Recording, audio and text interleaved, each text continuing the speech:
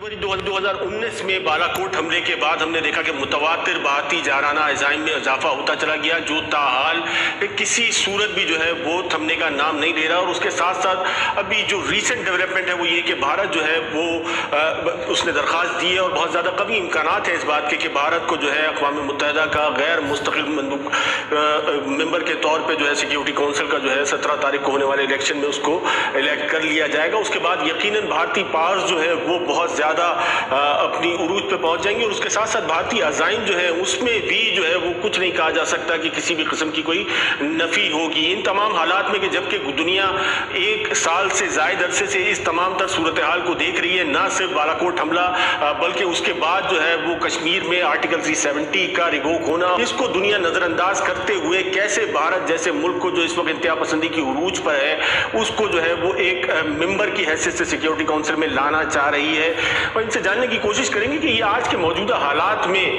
भारत इतना ज़्यादा कॉन्फिडेंटली, जहां दुनिया कोविड-19 से निपटने में लगी हुई है, इसी तमाम दौरान भारतीय जारियत जो है वो मुसलसल जारी है।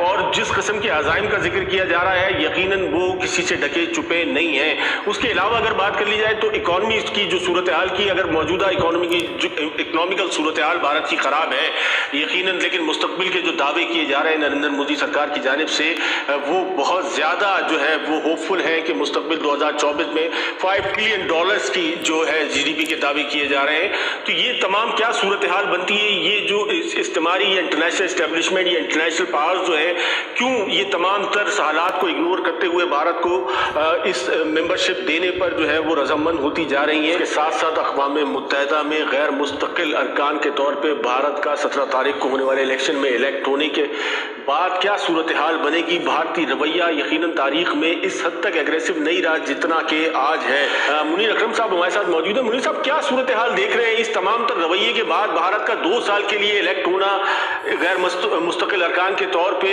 उसके बाद जो खित्ते की सूरत हाल है उसमें किस हद तक तब्दीली मुतवक्का है? ये देखें, सिक्योरिटी काउंसिल में हिंदुस्तान अभी नॉन परमानेंट मेंबर की हैसियत से आएगा तो उसका वीटो तो नहीं होगा, पर ये जरूरी है कि हमारे लिए वो मुश्किलात वहाँ पेश करेंगे। अक़वाम मुत्तहिदा ज़ामिन है दुनिया में अमन की, तो इस सर्कमस्टांसियल बुनियादों पे चीज़ों को नहीं देखा जाएगा कि एक मुल्क जो है, एक रियासत जो है वो मुसलसल जो है वो जारियत में मुलव्वस है, मुसलसल जो है वो पुरतशद्दुद कार्रवाइयाँ जो है उसके इल्ज़ामात हैं उस पर, उसके बावजूद जो है वो ये मेंबरशिप देना जो यकीन ना सिर्फ खित्ते के लिए बल्कि दुनिया के लिए मुश्किलात खड़ी कर सकती है।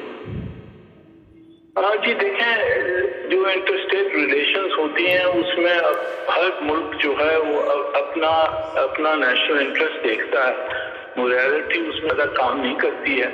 अब हिंदुस्तान की ताल्लुकात बड़ी ताकत है और हिंदुस्तान के ताल्लुकात, ये छोटे छोटे मुल्क हैं, उन्होंने बहुत सारा असिस्टेंस दिया हुआ है, कोऑपरेशन किया हुआ है, उनकी डिप्लोमेसी बड़ी एक्टिव है अफ्रीका में, पिक आइलैंड्स में, बहुत तरफ।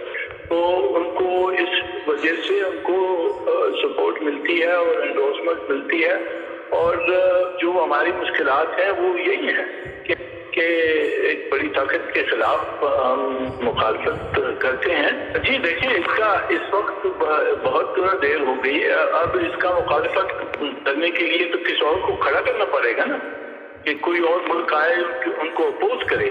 तो अभी तो कोई एशिया से कोई खड़े होने के लिए तैयार नहीं है उनके खिलाफ। तो आप समझते हैं अनअपोज्ड हैं तो उनको वोट तो मिल जाएंगे, कुछ वोट कम हो जाएंगे हमारी कंप्लेंट्स की वजह से, बट मेरे ख्याल में उनको वोट मिल जाएंगे और वो इलेक्ट हो जाएंगे क्योंकि अनअपोज्ड हैं। शहजाद चौधरी साहब, जनाब, जिस तरीके से भारत इस इलेक्ट होने के बाद इम्पावर होगा तो उसके बाद खित्ते की सूरत हाल में क्या तब्दीली देख रहे हैं? क्योंकि एक एग्रेसिव मूड है भारत का जो हम मुसलसल देख रहे हैं कि जिसमें किसी भी किस्म की कोई कमी नहीं आ रही है और आलमी रद्द अमल जो है वो कोई ऐसा नहीं है कि जो इसके तदारुक के लिए कोई काम कर सके। देखिए, इसमें कोई शक नहीं कि पाकिस्तान और भारत के मामलात और इस खत्ते में जो टेंशन है वो तो अपनी जगह पर एक हकीकत है और इसका अभी एहतमाम नहीं है, आगाज है। देखिए किस तरफ को जाके मामला बैठता है। इस वक्त तो भारत और चीन आपस में उलझे हुए हैं और ख्याल यही किया जाता है कि एक दफा भारत जब चीन से मामला अपना सुलझा लेगा तो शायद उसका फिर किसी किस्म का और पाकिस्तान के बारे में रवैया और याराना हो सकता है। पाकिस्तान के लिए बहुत बड़ा इम्तिहान का वक्त है और पाकिस्तान न सिर्फ अंदरूनी तौर पर कोरोना का गला लड़ रहा है बल्कि बैरूनी तौर पर भारत का भी मुकाबला कर रहा है और भारत की जो शातराना चालें हैं उसको भी फेस ऑफ कर रहा है। ये तो एक हकीकत हो गई, ये तो हमें फेस ऑफ करना है एज ए नेशन। देखिए, जो आप सवालात पूछ रहे थे मुनीर अकरम साहब से और जिसका उन्होंने बताया आपको कि ये जो यूएनओ के अंदर उनकी जो प्रेजेंस है वो बेशक इस वक्त एक ऐसे वक्त में आई है जबकि उसके अपने प्लान्स बड़े एग्रेसिव है और वो कुछ सोच रखता है कि वो पाकिस्तान का जो इलाका है आजाद कश्मीर, गिलगित बल्तिस्तान वगैरह वहां पे कुछ छेड़खानी करे किसी तरीके से और शायद उसके लिए उसको कहीं ना कहीं पे कुछ सिक्योरिटी काउंसिल का मेंबर होने की वजह से कुछ सपोर्ट हासिल हो जाए इस तरीके से कि वो मामला को डिले कर सके। अगर पाकिस्तान सिक्योरिटी काउंसिल में जाता है तो वो जो एजेंडा सेटिंग है उसके अंदर उसका एक role as a non permanent member हो सकता है, वोटिंग होती है। और मगर इसका ये मतलब नहीं है कि अकेला भारत ही वहां पर इफेक्टिव है। 5 परमानेंट मेंबरान है, उनमें चीन भी शामिल है। उसके बाद बाकी 9 मेंबरान है भारत के अलावा जो कि नॉन परमानेंट है। पाकिस्तान अपने फिर जो अपनी डिप्लोमेसी है वो 9 ममालिक में से लोगों के साथ लेके जाएगा। फिर खुदा न खास्ता अगर मामला बहुत गंभीर हो जाते हैं और एक ऐसी सिक्योरिटी सिचुएशन राइज हो जाती है जो कि इस खत्ते के लिए खतरे का बायस है तो न्यूक्लियर मुल्कों के दरमियान में तो फिर बाहर अक़वाम मुत्तहिदा भी सीज्ड होती है उसका। वो उस तरीके से उसको किसी एक मुल्क की चाह पे मंशा पे उसको रद्द नहीं कर सकता। डिप्लोमेसी का जिस तरीके से नहीं अपना वही साहब बता रहे हमारा एक इम्तिहान तो आएगा लेकिन इसका ये मतलब नहीं है कि पाकिस्तान के तमाम कार्ड्स खत्म हो गए। मास्टर साहब, लेकिन आज के मौजूदा हालात जो है बिलखुसूस पाकिस्तान में मुसलसल वज़ीर आज़म पाकिस्तान वज़ीर ख़ारजा की जानिब से मुसलसल ये खदशा जाहिर किया जा रहा है कि भारत जो है वो किसी भी किस्म की कोई हरकत कर सकता है, कोई ग्राउंड गेन कर सकता है। ग्राउंड गेन करने का तो मुझे नहीं पता, हरकत कर सकता है और उस हरकत का खमियाजा उसको भुगतना पड़ेगा उसी तरीके से जिस तरीके से कि पिछले साल इसका एक मुजाहरा छोटा सा हुआ। तो बदकिस्मती होगी हम सब की, भारत की भी पाकिस्तान की भी। इस वक्त की दुनिया के बहुत ज्यादा तादाद वाले आबादी वाले मुल्क हैं, दोनों मुल्क और न्यूक्लियर मुल्क हैं और इस वक्त कोरोना के खिलाफ नबर्द आजमा है। और अगर अलबत्ता ये सब काम मुल्कों को करने पड़ते हैं और कौमों को झेलने पड़ते हैं, हम उसको बर्दाश्त करेंगे और हम उसका मुकाबला करेंगे। लेकिन इसकी वजह से कि वो मेंबर बन गया है सिक्योरिटी काउंसिल का, ये नहीं कि पाकिस्तान के ऑप्शन खत्म हो जाते हैं या पाकिस्तान के लिए मुश्किलात बढ़ जाती हैं, ऐसा हरगिज नहीं है। मेरा ख्याल है कि पाकिस्तान अभी भी डिप्लोमेटिकली अपने कार्ड्स बहुत बेहतर प्ले करके अपनी पोजीशन को बेहतर कर सकता है। बाकी सब जो ताकतें हैं जो जिन्होंने पब्लिक स्टेटमेंट्स भी नहीं किए हैं वो सब इनसे कह रहे हैं ये देखें जंग ना करें आप, ये जंग छिड़ जाएगी तो बहुत बुरा होगा सबके लिए और आप किस तरह से इस मसले को हल करें। तो वो प्रेशर हिंदुस्तान पर तो है, पर हिंदुस्तान की ऑब्जेक्टिव ये जो हुकूमत है इस वक्त हिंदुस्तान में बड़े रेकलेस लोग हैं और आइडियोलॉजिकल लोग हैं, तो इनको रोकने से हमें पूरा इत्मीनान। साल है कि सियानी बिल्ली खंबा नोचे, ये मिसाल मुझे बेहिस जंगली पार्टी यानी बीजेपी के दरिंदा मोदी की याद दिला देती है।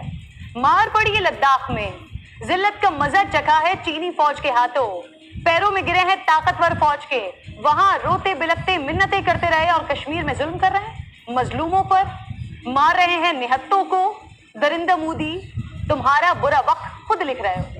5 अगस्त का दिन दुनिया की तारीख में यौम सियाह के तौर पर याद रखा जाएगा नाज़रीन, जब बेहिस जंगली पार्टी की हुकूमत और दरिंदा मोदी ने कश्मीर की खुद मुख्तार हैसियत खत्म कर दी, कश्मीरियों की अजियतें मजीद कर दी, कश्मीर में मुसलसल मुसलमानों की नस्ल कुशी की जा रही है। आज नाम निहाद ऑपरेशन के जरिए शुपैया को मक्तलगाह बना दिया, निहत्ते 5 नौजवान कश्मीरियों को शहीद कर दिया जिनमें 14 साल का मासूम बच्चा भी शामिल है।